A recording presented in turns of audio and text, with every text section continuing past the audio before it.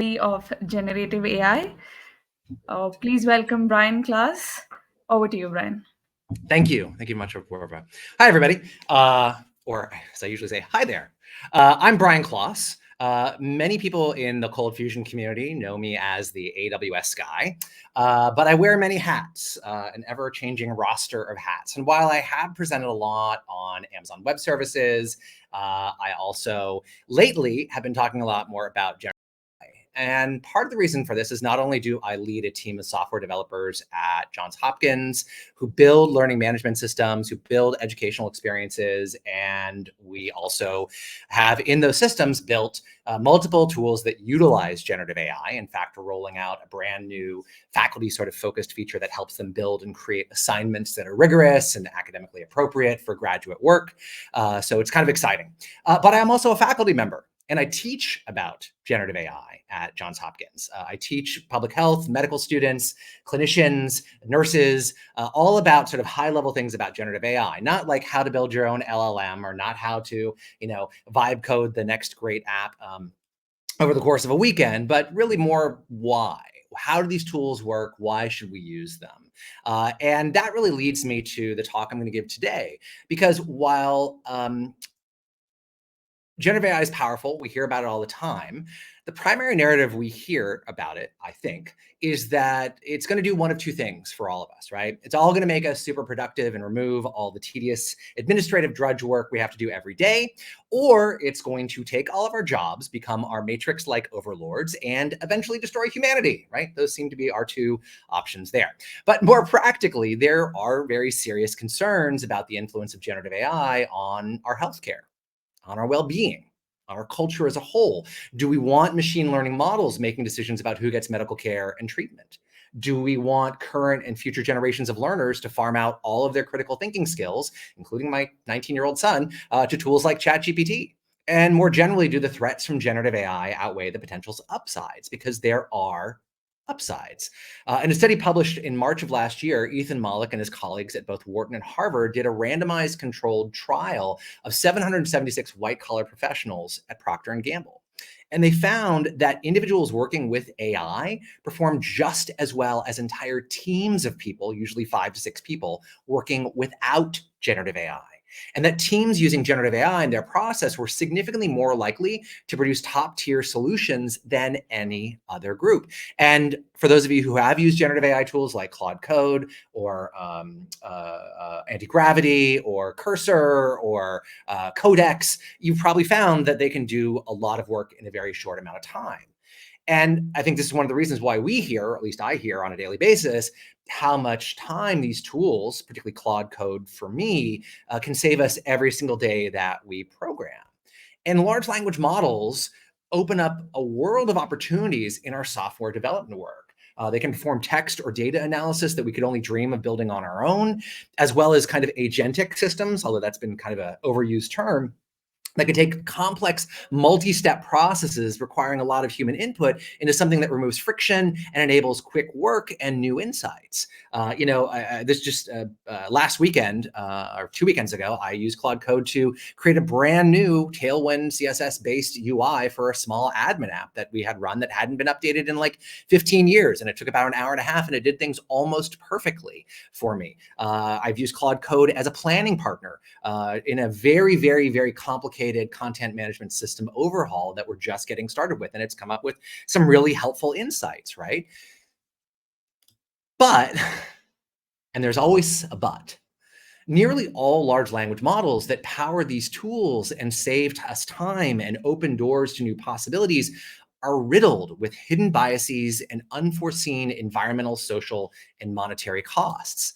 So for every potential advancement in using generative AI tools, there's some equal measure of peril. And my objective is that you leave this session today armed with a more critical eye in both using and evaluating output from generative AI, and you think more clearly about mitigating those risks, in your everyday software development work.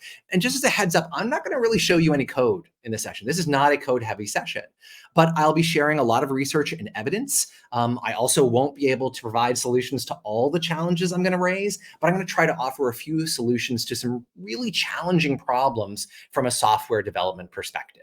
And I also want to say, I speak as myself. I am not a representative of Adobe. I'm not a representative in this capacity as Johns Hopkins, even though I work there, because I'll be saying some things that neither party would be particularly happy with, I think. So let's start our tour of the underbelly of generative AI by looking at the idea of truth. So large language models are tools of untruth and seduction. Tools like ChatGPT or Claude are prediction machines. They pick words and generate outputs based on probabilities, not certainties. And because they create persuasive results, we assume they're telling the truth, especially when we first start using the tools. And this fits perfectly into the definition of bullshit by Harry Frankfurt. And that is that bullshit speech is intended to persuade without regard for the truth. The liar cares about the truth and attempts to hide it. The bullshitter doesn't care if what they say is true or false, only that the listener is persuaded. And this is important because contrary to the preachers of generative AI's coming self-awareness, these tools cannot and currently will not be able to tell if they know something or not. No matter how hard it tries, generative AI currently can't generate anything with regard to the truth because it does not understand the concept of truth. And generative AI's lack of truth is highly exploitable. A July 2025 study from researchers at Oxford, Stanford, and MIT showed that current AI chatbots from OpenAI, Meta, XAI, and Alibaba can make people change their political views after less than 10 minutes of conversation. GPT-4o was 41%, and GPT-4.5, because that's what they tested with, was 52% more persuasive than when people were just presented with basic factual messaging on political topics. And because large language models can generate large amounts of relevant evidence and communicate it in an effective and understandable way, they are highly effective at changing minds and making those changes long-lasting. The study found that people retain their changed opinions around 40% of the time a month later. Previous studies on that were like it was incredibly difficult to do this work. And also last year, researchers at the Swiss Institute of Federal Technology performed a randomized controlled study where human participants engaged in short multi-round debates with either human or large language model opponents. And the researchers found that GPT-4, that was the model they used, was better able to change people's minds during a debate than other humans when it's given access to very basic personal information about the person it's debating. And chatbots powered by large language models are even able to change people's minds about deeply held conspiracy theories. In late 2024, researchers at MIT and Cornell published a study wherein human participants described a conspiracy they believed in, and then the AI engaged in persuasive arguments with them that refuted their beliefs with evidence. And the AI chatbot's ability to sustain tailored counter arguments in a personalized, in-depth conversation reduced the participants' beliefs in conspiracies for months, challenging research suggesting that such beliefs are impervious to change. These are enormously powerful tools. So why might generative AI be particularly effective at persuasion? Could it be that the responses are quick and so persuasively human in tone? We assigned human qualities and characteristics to ChatGPT or Google Gemini or Claude. Claude uses a human name for the service. So how are we not supposed to treat generative AI in a kind of human way with all our capabilities of logic, reason, and fact when we give these tools a human name? But if we treat ChatGPT or Claude as human for all of our positive qualities, we must also treat it as a human for all of our negative qualities, including our fallibility, our ability to make things up, our ability to misunderstand. And the language that's used to describe tools like ChatGPT or Claude tends to anthropomorphize their abilities. We use words like think or understand or reason when describing these tools when they can actually do none of these things. They are superb predictors of probability, but they cannot and do not think, reason, or understand as humans do, right?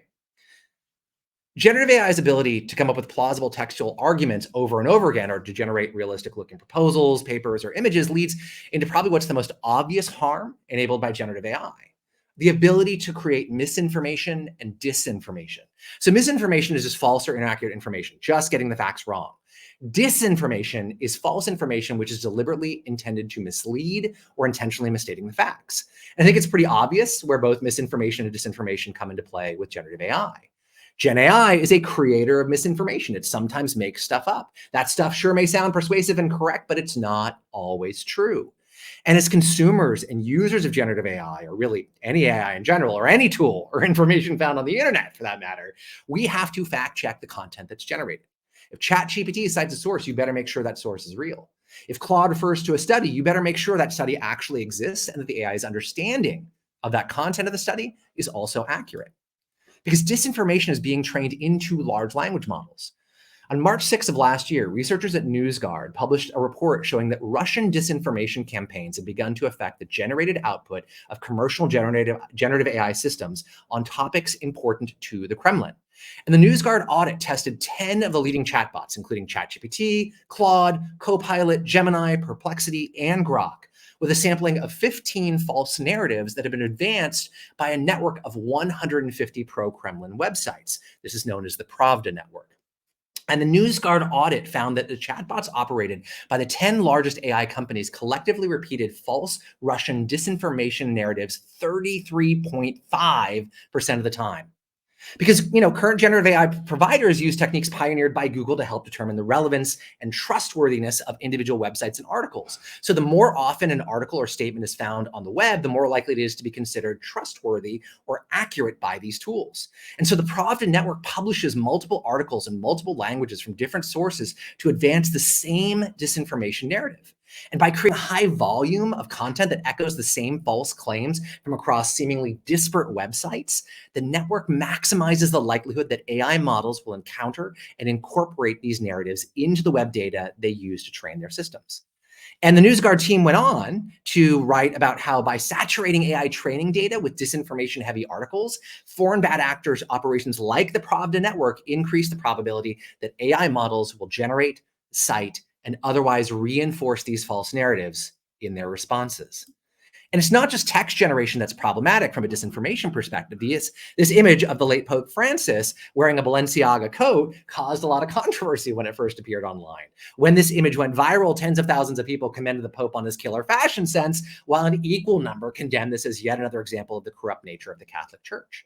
And most people who saw this thought it was real until they learned it was not. Now, this wasn't intended as harmful disinformation, but it was a distortion of the truth. The coat does not exist. And Pope Francis never wore a coat like this, but it sure looks like he did.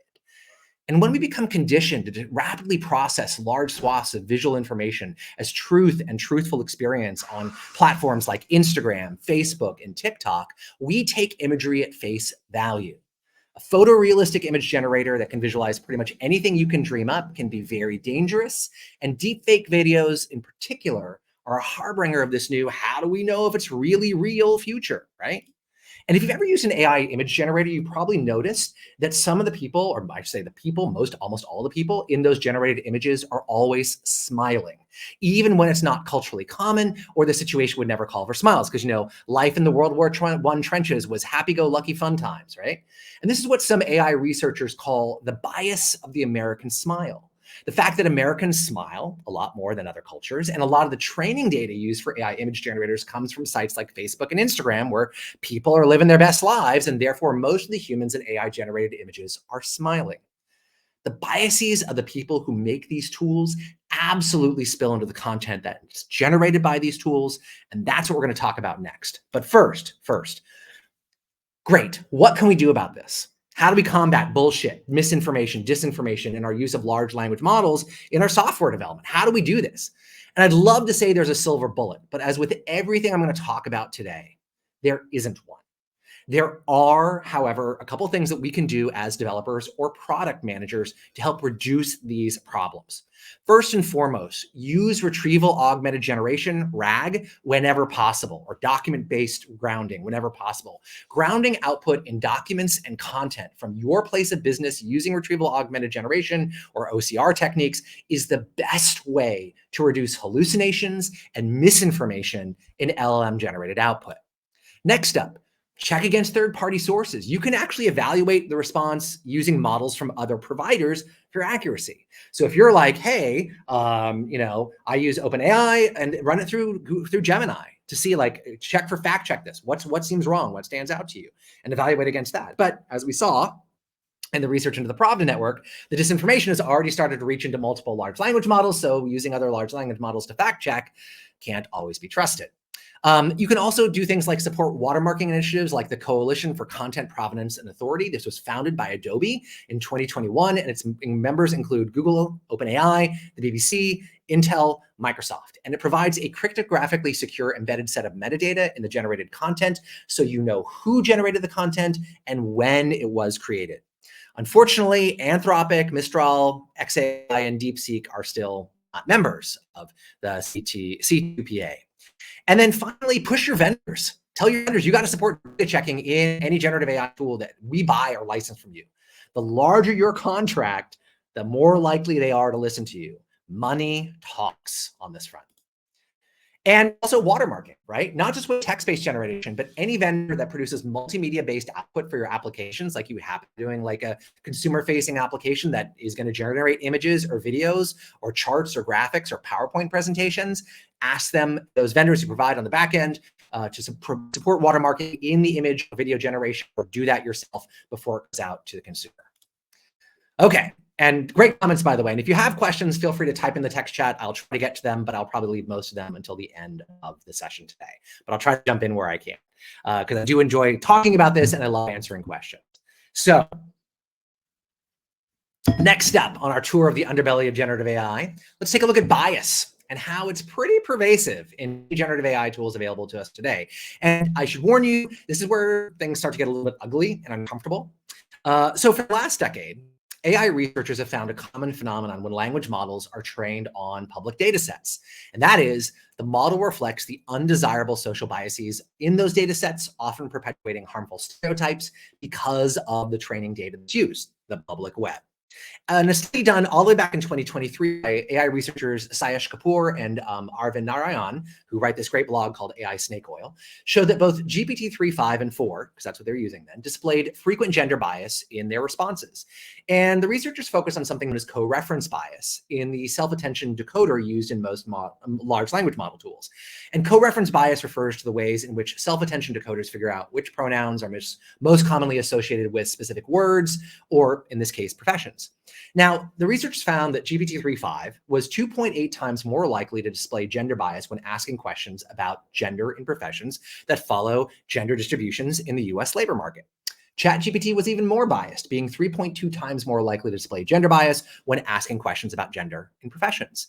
And the authors pointedly note that while OpenAI uses reinforcement learning to try to prevent these biases in the outputs, they can't fix the stereotypical correlations the model has already learned.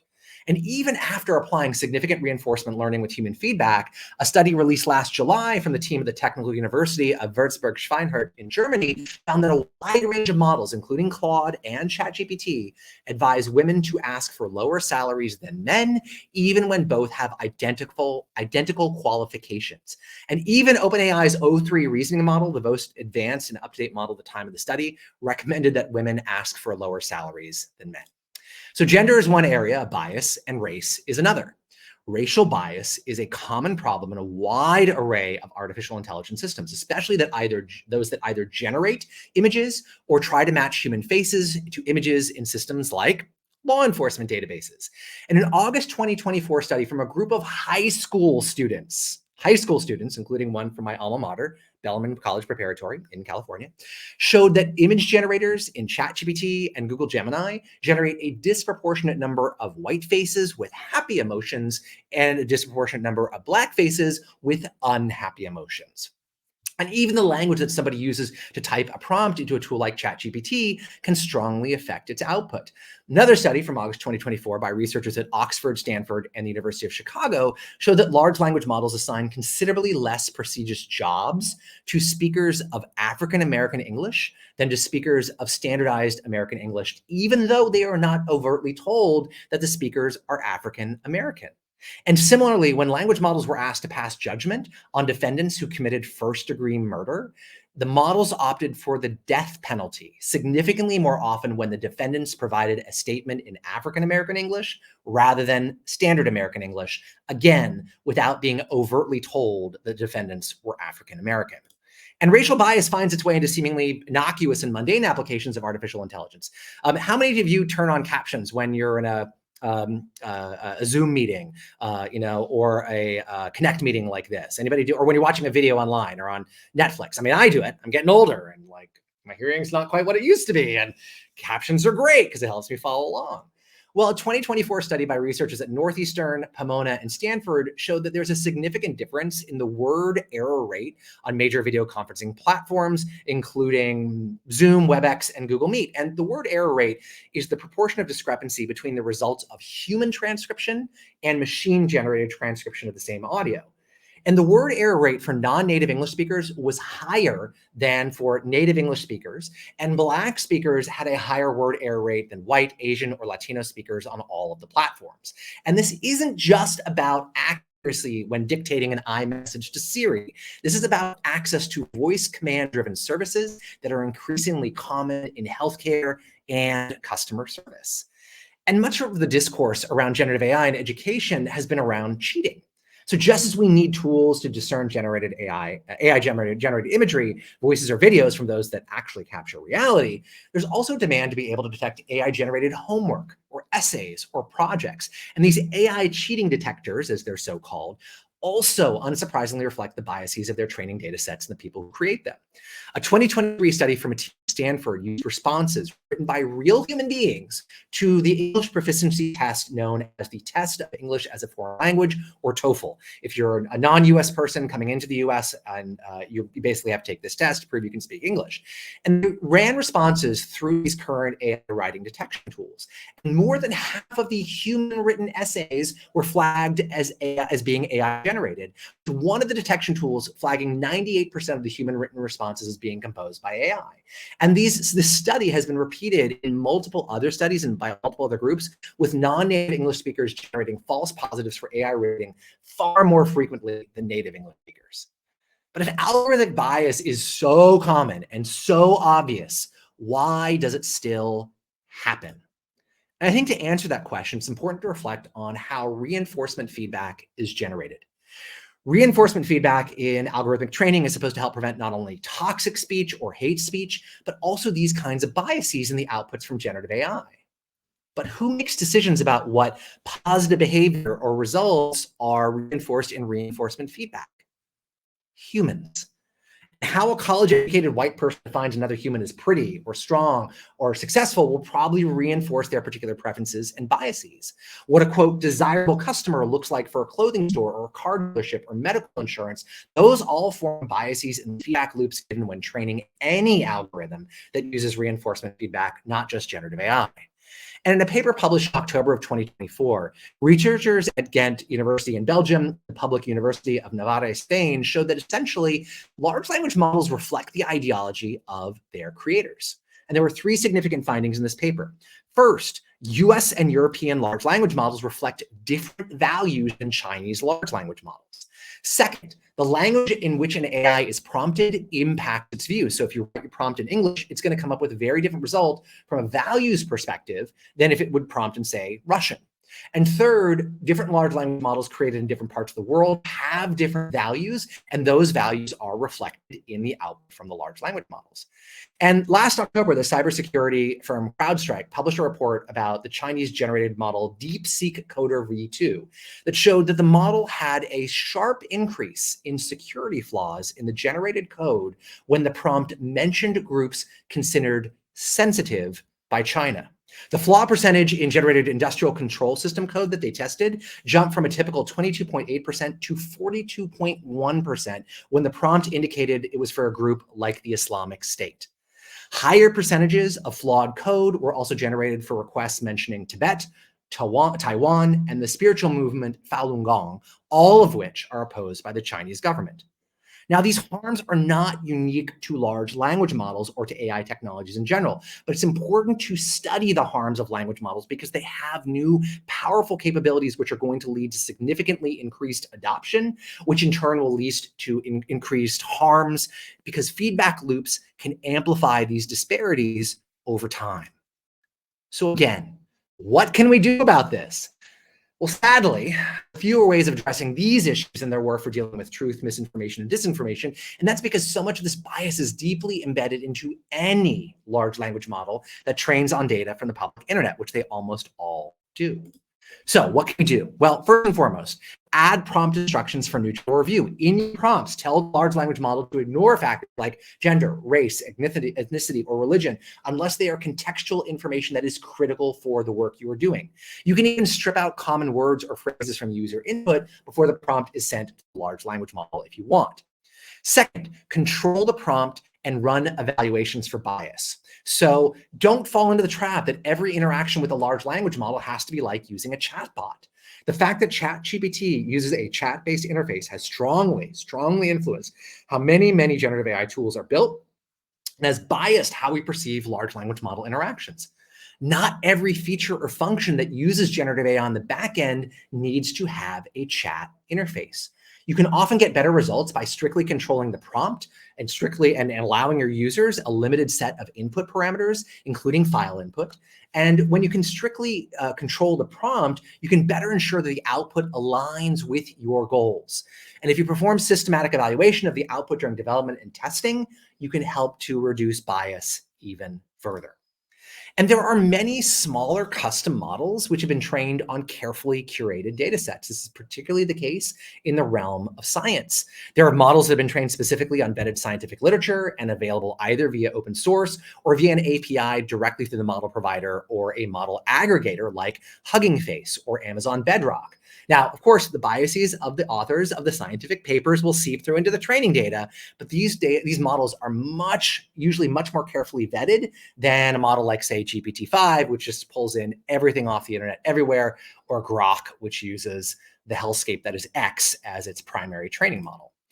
And support initiatives to provide diversity in training data. While some AI ethicists use the term data genocide to describe how entire groups of people aren't being equally represented in a large language model training data set, and I think that's a really counterproductive position, but it still points to a common problem in data sets, not just for large language model training, but in scientific research as well.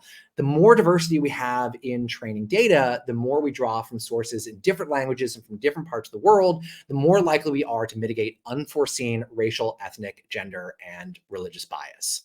And also support initiatives to provide diversity and reinforcement feedback, because those who decide what's appropriate or correct or the right kind of image and model output bring their own cultural limitations to the table. And the broader range of people we have performing reinforcement feedback will help ensure that all people are represented equally in model output. Okay.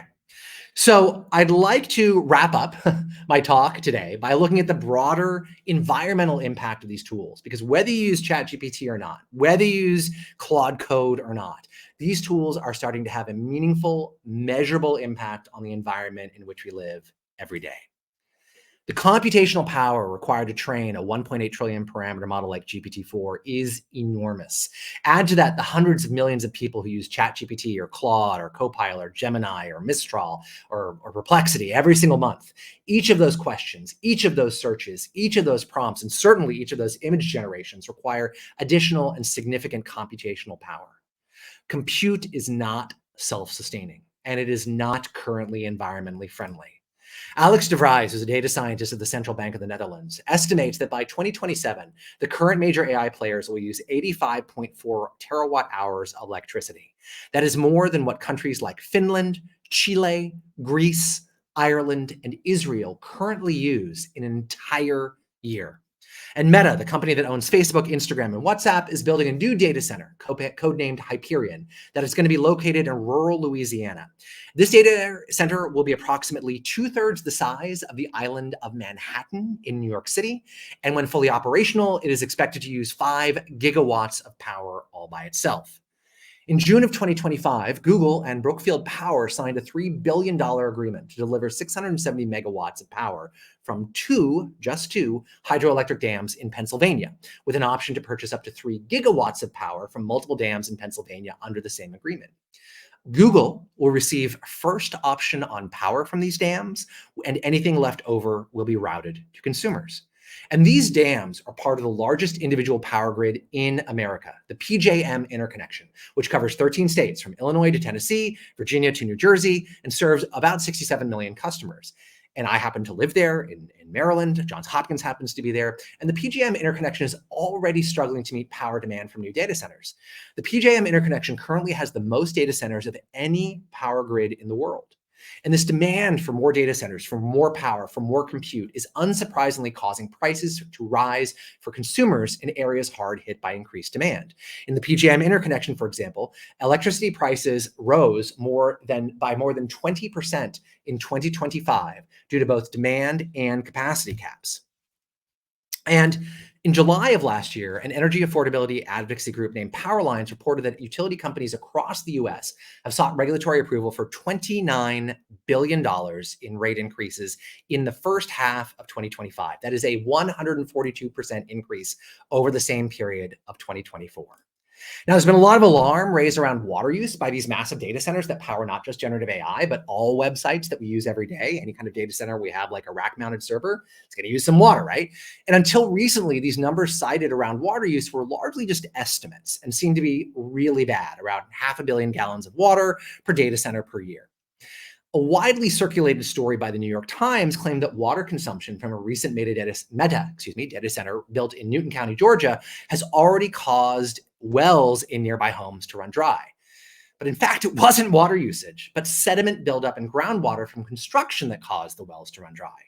Construction of these new massive data centers is more of a problem than water consumption, at least here in the United States. And once this specific data center went live, it was responsible for only 2% of Newton County's overall water consumption, while a pharmaceutical manufacturing plant in the same county used 4% of the county's overall water supply. Andy Masley, who's an AI researcher, recently released a very detailed report using source data from across the US, looking at actual hard numbers from local and county municipalities and their water services, because in most parts of the United States, water is provided by your local city or the county that you live in. And it showed that data centers, including running those running generative AI tools, use a fraction of the amount of water used by mining, forestry, livestock, steel, and of course, golf. However, the construction of AI data centers and their vast need for electricity in daily operations is a problem. Construction causes environmental impact, including sediment buildup that does affect local water supply and supply in the period during and shortly after construction. And electricity companies in the US are even returning to the use of coal as a fuel source to help keep up with demand from new and expanding data center buildouts. The UK news service The Register reported in October that coal usage by electric companies had increased 20% in 2025 alone, largely to meet data center power demands. And on a global scale, water consumption by AI-centric data centers may and probably will be a problem. Journalists from the British newspaper The Guardian found 38 active data centers owned by Amazon, Google, and Microsoft in parts of the world already facing significant water scarcity, as well as 24 more under development in those exact same areas. Now, there's some good news on this front. In December of 2024, Microsoft introduced new cooling designs for data centers that use, quote, zero water for cooling, and will avoid the need for more than 125 million liters of water per year per data center. So it's important to note, though, this is great, this is good news, right? But it's important to note that these designs are just now being rolled out in new data centers under new planning, not existing data centers or data centers that were designed and approved before December 2024, and they are just for Microsoft alone. So the individual cost of processing a single prompt has fallen over time. And in September of last year, Google put out a study that showed that a single prompt to the Gemini Flash 2 model used about as much electricity as running a microwave for 2 seconds and used only about 4 drops of water. But remember, Google processes hundreds of millions of search in Google Search by itself every single day. And all of those searches now include AI overviews. Training a large language model costs hundreds of millions of dollars and is enormously expensive in terms of power consumption and water usage. Once trained, though, different model types have different costs. Current non-reasoning or non-thinking models aren't particularly expensive from an electrical perspective once they're actually trained. Reasoning models or thinking models are different because of their longer runtime inference, and they cost more on that front. But even as the direct costs of an individual prompt fall, there is still a significant public health cost to this massive data center and electricity consumption buildout. In February of last year, Shalai Ren and his colleagues at UC Riverside and Caltech estimated that air pollution from buildings running building, running, and maintaining data centers that power tools like ChatGPT or Gemini resulted in $5.4 billion in public health costs in the United States alone since 2019. Most of these costs were focused around air pollution, with costs rising over 20% from 2022 to 2023. And I think one shameful example of this is xAI's Colossus data center in Memphis, Tennessee. So xAI is the corporation that owns X, formerly known as Twitter, and is owned by Elon Musk. So in order to get their latest large language model, Grok 4, trained as quickly as possible in the first half of the year, the company relied on power from 35 methane gas turbines not equipped in any way with pollution controls required by federal rules. This data center is located in South Memphis, Tennessee, an area of Tennessee that currently leads the state in emergency department visits for asthma. Methane gas turbines are today largely powering Colossus 2, xAI's new data center next door that's being used to train Grok 5. So what can we do about this? AI chips are getting bigger and more power hungry. Public, private, and commercial demand for generative AI services is only going to increase in the coming years as the capability of generative AI becomes more powerful. The power of AI chipsets will continue to come with traditional fossil fuel-based costs and their impact on the environment and the public's health. So is there anything that we as individuals or software developers, because that's what most of us are, can actually do about this? So first, if you're building software tools that talk to a generative AI service, cache both prompts and outputs. Caching means that you aren't asking an NVIDIA GPU to burn up a bunch of electricity and water, generating output that your system has seen before. And it also saves you money, and everybody loves to save money because generating new content or new output costs you money every single time that you do it. So put those prompts in a database and store the output in a database. And if people ask a close enough question, use that instead of going out to the tools that ChatGPT or Claude or Google Gemini. Second, limit the amount of output that's generated, right? This saves you money and also reduces the amount of energy needed to generate the output. But it's important to put limits in general terms, not specific numbers of words. Like, don't put in your prompt, limit your response to 200 words or 300 words. And there's two reasons for this. The first is how to do with large language models break words or sequences into tokens. And there's a mismatch between the concept of tokens and the concept of words for the large language model. So it may not really quite understand what 300 words means. And second, and more importantly, research released last year from the French research firm Giscard showed that asking a large language model to be concise or to limit the output to a specific number of words significantly increases the rate of hallucinations where the large language model makes stuff up.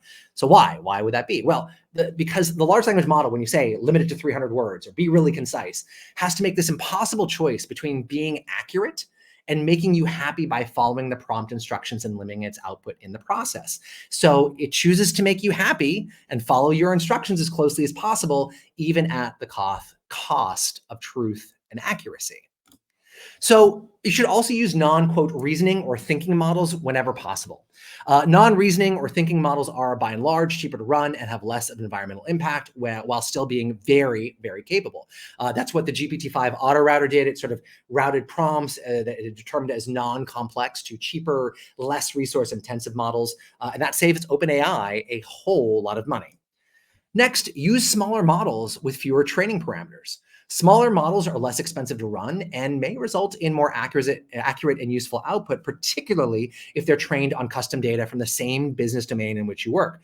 Smaller models, a lot of people, may be the future of generative AI for most of us, as smaller domain-specific models are starting to outperform very large general purpose models on some specific tasks.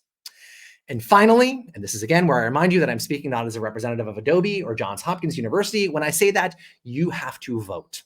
You have to vote either at the state or federal or national level or in your local municipality. If the environmental impact of massive data centers or the fact that individual customers are going to bear the brunt of the cost of data center build out is important to you, then vote. Recently, in the last 6 months, 14 different data centers on the East Coast of the United States were blocked by local political action, by people saying no, absolutely not, or the costs in terms of what would be passed on consumers was renegotiated through those political actions. And we will not get meaningful change on this front in the United States unless there's a change in the makeup of Congress. But, and there's always a but, isn't there? Are we supposed to stop using generative AI tools in our software development work in our daily lives? No. I'm not advocating that at all.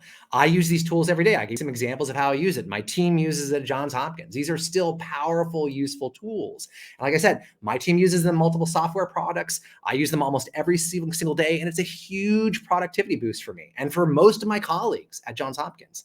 And these are the least useful, least capable generative AI tools that we will use in our lifetimes. They still have a place in our daily software development work. We just need to engage in that process with open eyes and an understanding of the biases and costs that may surface in what is generated for us. All right, so I know there are a couple of questions that came in on the chat. I'll try to review those, but if you have questions for me, please, just type those in the text chat. I am glad to answer any questions that you might have. But before we get to all of that, I do want to try to give away the $50 gift card that I have available to me. So thinking back to my first segment on misinformation and disinformation, what is one way that we as developers can combat misinformation and disinformation in the software tools that we build that use large language models? Anybody? Linda, all right, RAG, actually, absolutely. Asking for LLM, C2PA, but Linda came in first with Retrieval Augmented Generation, or RAG, a nice short abbreviation. So Linda, if you don't mind typing your email address into the text chat so that Apurva can grab it for you and give you that, send you that $50 gift card there. All right, so a couple questions came in, let me find them. Thank you, Jerry. I love talking about this stuff. I love teaching about this.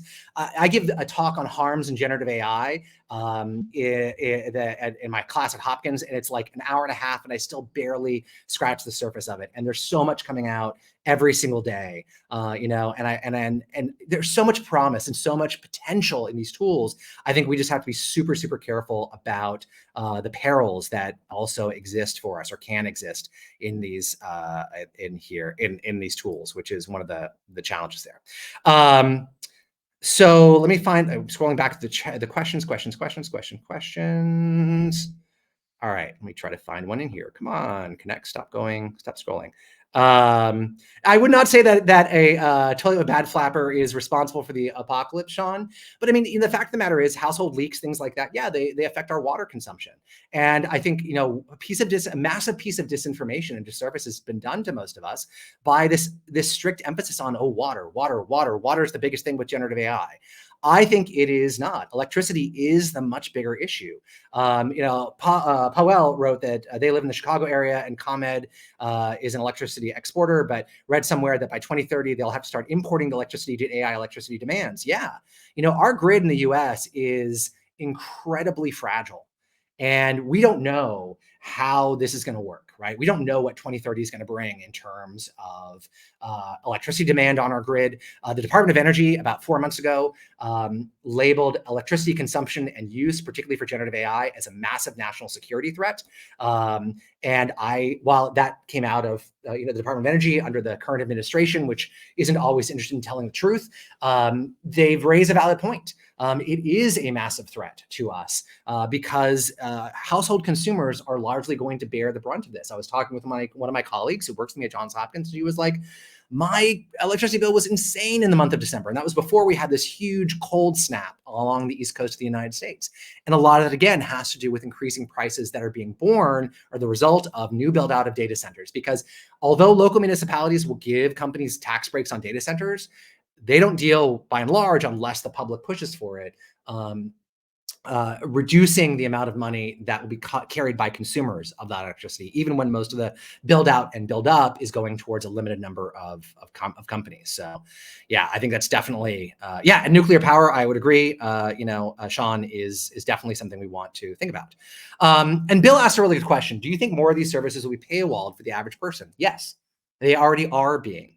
So ChatGPT, for example, if you're a free user of ChatGPT, when GPT-5 was launched, there was this magical auto router, right? That would be like, okay, your question's not very complicated, so it's going to go to GPT-5 instant, which was a model, by the way, or GPT-5 nano, excuse me. That was a model that was less capable than GPT-4o by a significant amount in terms of like scores on benchmarking tests. But if you asked a really complicated question, your question would be routed to GPT thinking, right? Or GPT-5 high, or what they now call GPT-5 thinking. Well, about a month ago, ChatGPT said, guess what? free users no longer get access to anything other than GPT-5 Nano. So if you don't pay for our services, you are going to get a significantly less capable tool. And I tell my students this all the time. I'm like, if you've only ever used the free version of Claude or ChatGPT or Google Gemini, you are truly missing out on what these tools can do in terms of doing scientific analysis, mathematical analysis, difficult, complex public health problem solving. Some of these tools are incredibly useful and incredibly helpful and truly are at the level of like a first-year PhD student in solving some kinds of scientific, public health, mathematical, nursing-oriented problems. But you will never see that if you are using the free version of it. And companies like ChatGPT and Anthropic have been very, very clear that as their models become more capable, they're looking at pricing plans of $2,000 a month, $10,000 a month, if it means they're going to have, if they get really, really great answers that would replace the work of what would be considered doctoral level expertise in that area. So yeah, it's already happening in multiple ways. If you're not paying for these tools, you are not going to get, the best experience and even really, really good responses to a lot of things. So Leonardo asks, I found your comment about bias very interesting. Would love to get an idea of how the AI is discriminating in interviews as it's now used for that. Yeah, so this is a real challenge. I'm a hiring manager. Some of you are probably hiring managers. And if you work for a large organization, your organization is already using, quote, machine learning or generative AI-based tools in the hiring process in almost all probabilities. They're using tools that use keywords to scrape and say like, oh, these are the people that we want to pass on to the next round or through the first round because we can't review everybody's resumes. I get that. But these tools have biases. And if somebody who's an excellent software developer doesn't happen to use the exact right word, they're going to be kicked out of it. And when it comes to real-time tools that in software development work, it's easy to trick these, right? Because just as companies use these tools to screen out candidates and like to ask questions and evaluate responses in real time, there's tools that let you as a customer, as a candidate, do the same thing. So it's like with education. It's, students use AI to cheat, faculty use AI to detect cheating, and it's an arms race that can never truly be won. And I'm of the mind at the end of the day, if you want the best possible candidate, you actually have to talk to them. Not using AI tools, have them come sit in your office if at all possible, or work as minimally as possible without other tools. Make them write stuff down, make them write it on a chalkboard, a whiteboard, on their computer, whatever it is, to see their work, because there are too many biases and there are too many ways to use AI to cheat in that regard. Yeah. Oh, the race observations that I highlighted. Yeah, that's a good question.